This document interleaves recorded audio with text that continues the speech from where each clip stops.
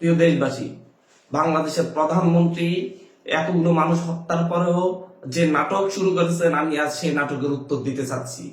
উনি গতকালকে বলেছেন, খুব আফসোস করে বলেছেন, এতগুলো মানুষ মারা গেল, এর দায় কার? আমরা ছাত্র সমাজ স্পষ্টভাবে বলতে চাচ্ছি, এর দায় একমাত্র আপনার, প্রধানমন্ত্রী একমাত্র আপনার। আপনি যদি মনে করেন বারবার মানুষকে হত্যা করে, ছাত্রদেরকে হত্যা করে আপনি পার পেয়ে যাবেন, তা হবে না। আপনাকে অবশ্যই এর দায় নিতে হবে।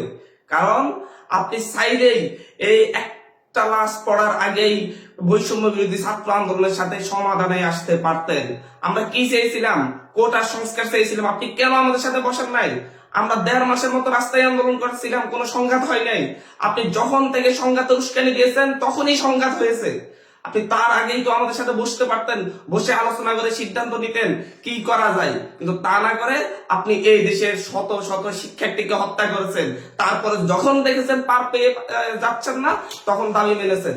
বলতে চাচ্ছি যে এই দায় একমাত্র আপনার। নাটক করা বন্ধ করুন।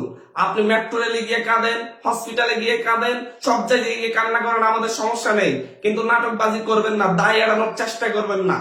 আপনাকে দায় নিতে হবে। আপনি রাষ্ট্রের প্রধান ছিলেন। ছাত্রদেরকে হত্যা করেছে কারা? আপনার পুলিশ বাহিনী।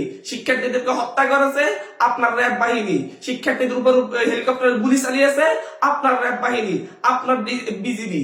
আপনাকে অবশ্যই এর দায় নিতে হবে। আপনি বাংলাদেশে ক্র্যাকডাউন চালিয়েছেন, আপনি ইন্টারনেট সেবা বন্ধ করে দিয়েছেন। ইন্টারনেট সেবা বন্ধ করে আমাদের কোনো নিউজ পেতে দেন নাই, আমাদের উপর আন্দোলনের কোনো কন্ট্রোল রাখেন নাই।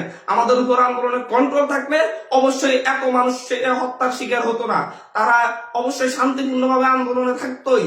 কিন্তু আপনি তা করেন নাই।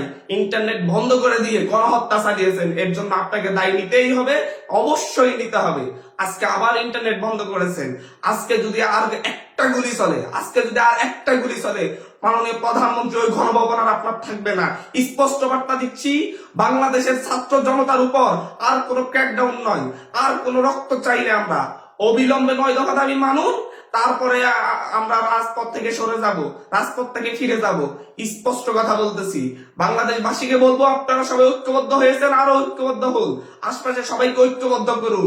আমরা এই খুনিদের বিচার না করে রাজপথ ছাড়ছি না। ধন্যবাদ সকলকে।